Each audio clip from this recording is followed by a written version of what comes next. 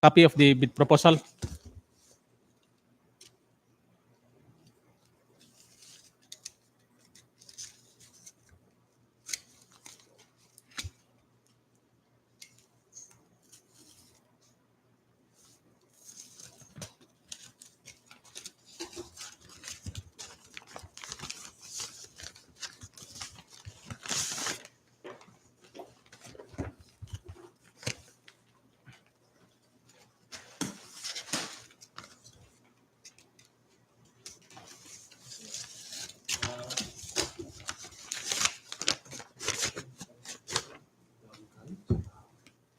For the technical component, tagging and page numbering complying.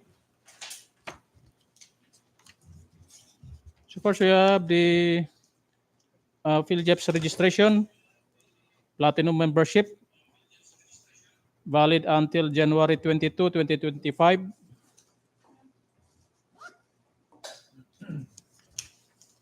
PCAP special joint venture license not applicable. Bid security in the form of bid securing declaration, duly signed and authorized. Organizational chart with Bethlehem G. Pangsio as the project manager, Conrado Alicudo Jr. as the project engineer, Herson D. Soleto as the materials engineer, Benjo G. Lopez as the construction foreman or project foreman,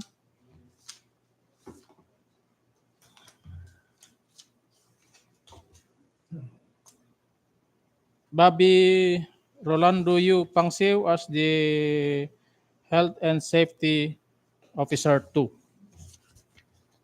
Next, we have the list of contractors, key personnel.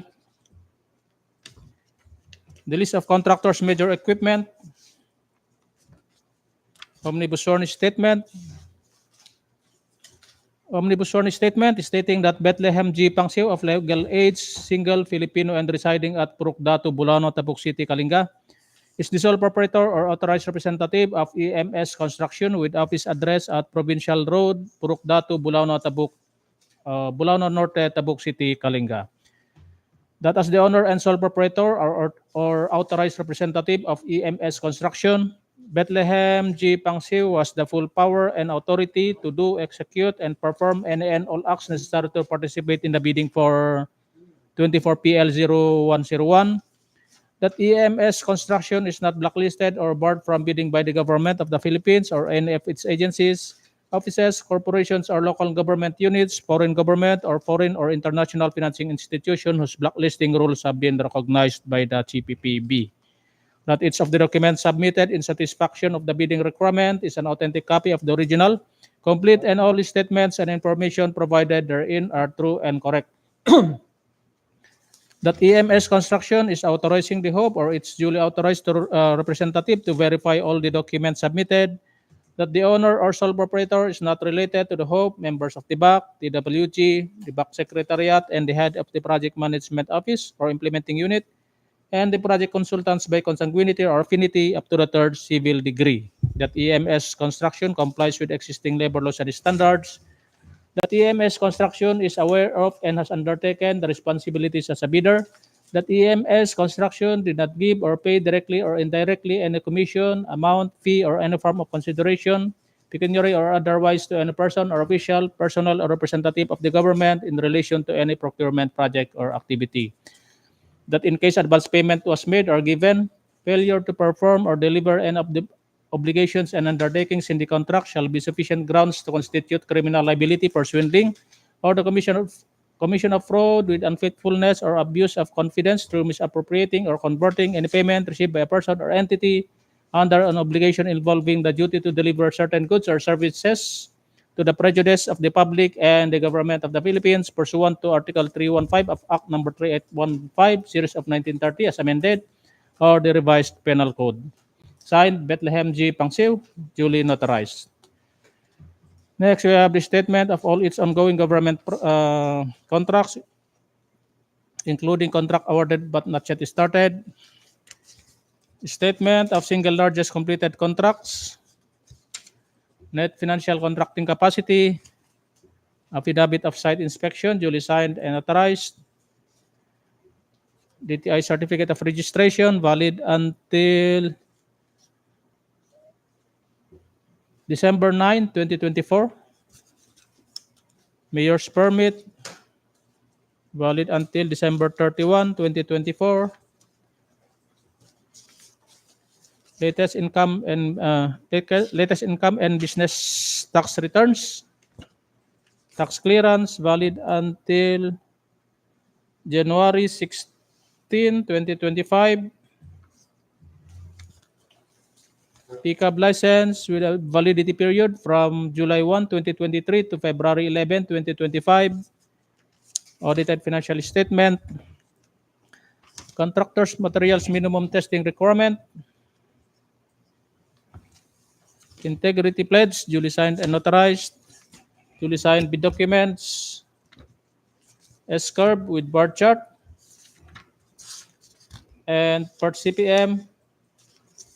Manpower utilization schedule. Equipment utilization schedule. And the construction methods in narrative form. Okay. The preliminary examination of the documents, technical documents submitted by EMS Construction for contract ID 24PL0101 complies with all the requirements as per checklist provided for them. And the Secretariat now is directed to submit EMS Construction at the Procurement Service in Manila for the eligibility check. And we do hope that we'll be receiving at the earliest the eligibility check for us to open the financial proposal of EMS Construction. Next, we have here on the table contract ID 24PL0102, organizational outcome to protect lives and properties against major floods, construction, maintenance of flood mitigation structures and drainage system, the construction of flood control structure at the left bank along Chico River at New Tanglag, Tabuk City, Kalinga, particularly Station 84 plus 487 to Station 83 plus 627 Tabuk City, Kalinga. And the approved budget for the contract is 96,500,000. And it appears that at the end of the closing of receiving of bid documents, 10 o'clock today, there is no bidder received, no bid received. So the BAC will rule for this matter. For contract ID 24PL0102, under Section 35 of the 2016 Revised Implementing Rules and Regulations of RA 9184, 35.1 states that the BAC shall declare bidding of failure. Declare the bidding a failure when 1. No bids are received. 2. All prospective bidders are declared ineligible. C. All bids fail to comply with all the bid requirements or fail post-qualifications. Or in the case of consulting services, there is no successful negotiation. And 4. The bidder with the LSCRB, SRRB, SCRB, or SRRB refuses without justifiable cause to accept the award of contract and no award is made in accordance with Section 40 of the Act and these implementing rules and regulations. So with this, under Section 35 of the IRR of 2016 Revised Implementing Rules and Regulation of RA 9184, that no bids are received at the end of the prescribed time during the bid opening, this falls under this category. So the BAC rules that 24PL0102 failed, or there is a failure of bidding for this particular contract ID. So ordered. So with this, The Secretariat is directed to re-advertise contract ID 24PL 0102, and we do hope that the second advertisement will no longer be a failure of bidding. Next. We have on the table now 24PL 0103. The organizational outcome 1, ensure safe and reliable national road system network development program, the construction of missing links or new road along the Tabok Banawi via Tanudan Barlig Road, Tanudan Kalinga, and we have the approved budget for the contract of 77,200,000 pesos. And there is only one bidder who submitted his intent for this particular contract, the joint venture of Bangyan 3D Construction and Celestino Construction Development Corporation. They submitted as a joint venture. So with this, we give again the authority and privilege to Engineer Warren Liwaliw, member of the BAC, to open the technical proposal of the joint venture of Bangyan 3D Construction and Celestino Construction Development Corporation for contract ID 24PL 0103. Thank you, Mr. Chairman. The bid proposal submitted by Bangyan 3D Construction and Celestino Construction Development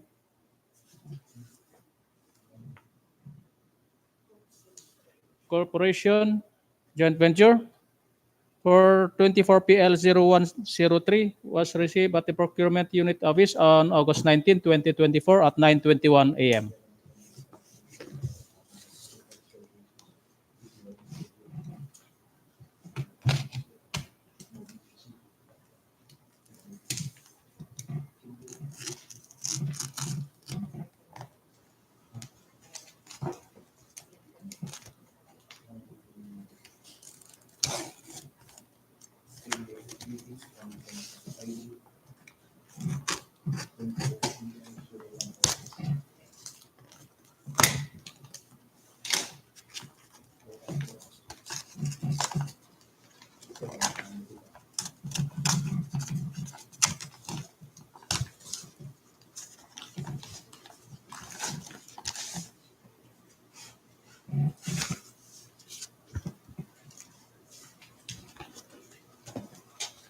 We now open the original copy of the technical proposal.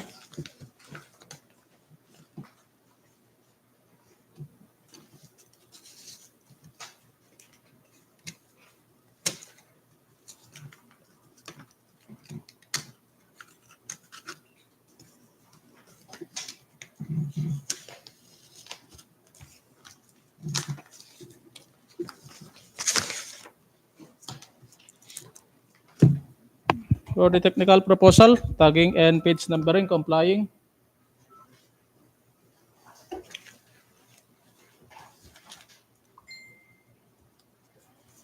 So first, you have the certificate of PhilJobs registration. And for Bangayan 3D Construction, certificate of PhilJobs registration, Platinum membership is valid until October 14, 2024. And for Celestino Construction Development Corporation, certificate of PhilJobs registration is valid until December 21, 2024.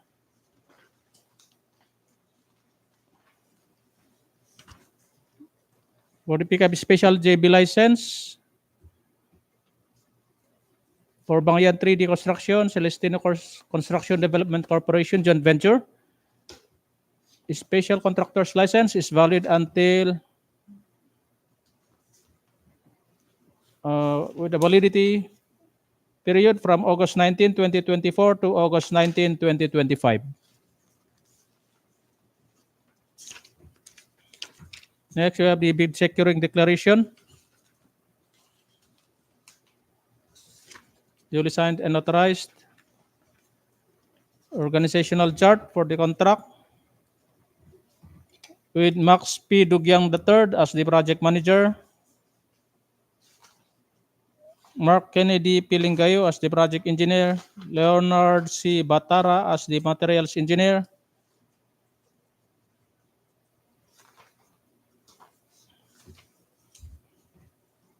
and Cloyd Jeremy B. Adora as the project foreman. Next, we have the contractors list of key personnel. The list of contractors, major construction and laboratory equipments.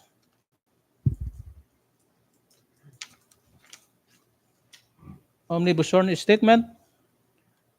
An affidavit stating that Max P. Dugyang III, of legal age, married Filipino and residing at FF Cruz, Purok City, Bulano, Tabuk City, Kalinga.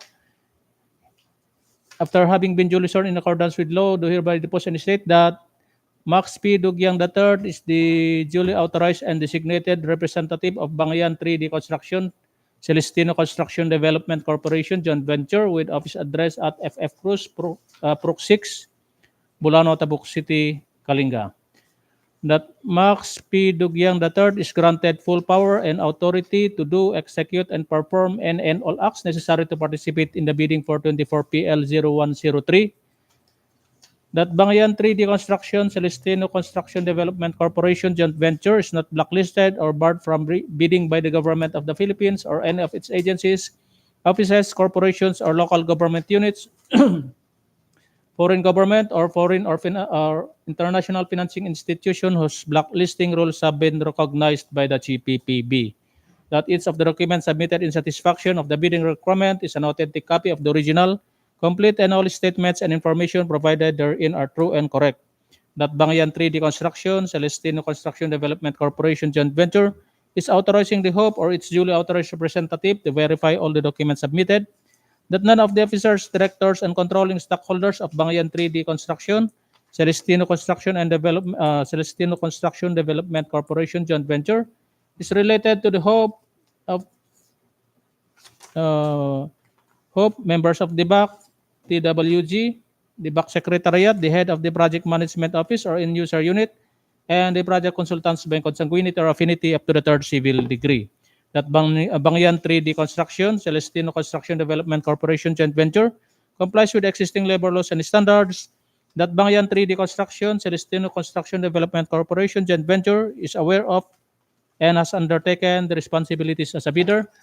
That Bangayan 3D Construction, Celestino Construction Development Corporation joint venture did not give or pay directly or indirectly any commission, amount, fee, or any form of consideration, pecuniary or otherwise, to any person or official, personal, or representative of the government in relation to any procurement project or activity. That in case advance payment was made or given, failure to perform or deliver any of the obligations and undertakings in the contract shall be sufficient grounds to constitute criminal liability for swindling, or the commission of fraud with unfaithfulness or abuse of confidence through misappropriating or converting any payment received by a person or entity under an obligation involving the duty to deliver certain goods or services to the prejudice of the public and the government of the Philippines pursuant to Article 315 of Act Number 3815, Series of 1930 as amended, or the revised penal code. Signed, Max P. Dugyang III, and duly notarized.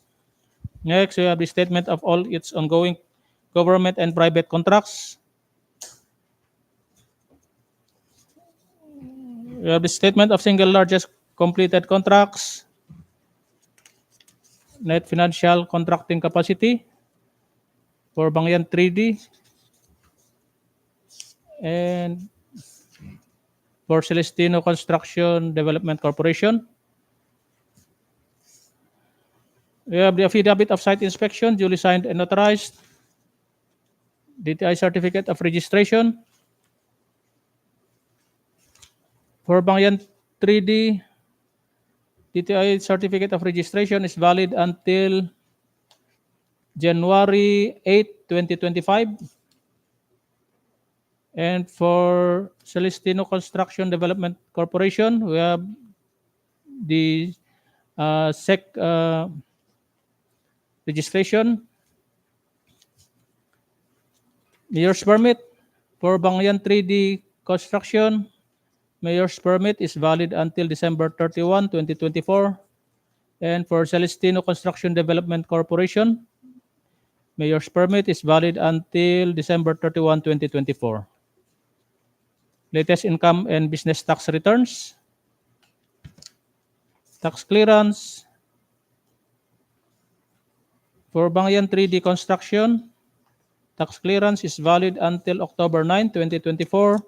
And for Celestino Construction Development Corporation, tax clearance certificate is valid until December 15, 2024. You have the pickup, valid pickup license. And for Bangyan 3D Construction, pickup license has a validity period from July 1, 2023 to October 2, 2024. And for Celestino Construction Development Corporation, pickup license is valid until February 27, 2027. Next, we have the audited financial statement, the contractor's materials minimum testing requirement, integrity pledge,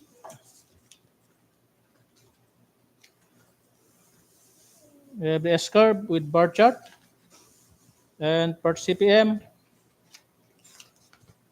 manpower utilization is schedule, equipment utilization is schedule, construction methods in narrative form, and the duly signed bid documents.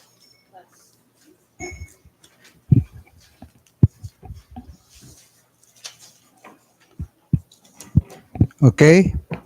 The preliminary examination that was conducted for contract ID 24PL0103. The documents submitted by the joint venture of Bangyan 3D Construction and Celestino Construction Development Corporation complied with all the requirements that were stated in the checklist provided for them, and the secretariat now is directed to submit the joint venture of Bangyan 3D Construction and Celestino Construction Development Corporation at the procurement service for the eligibility check. So we do hope that we will be receiving the earliest the eligibility check for us to give way for the opening of their financial bid proposal. Next, Lana. So with this, while waiting for the eligibility check, we will have a break for 15 minutes break, and after which we'll start immediately when we will be receiving the eligibility check that is being processed now at the procurement service in Manila.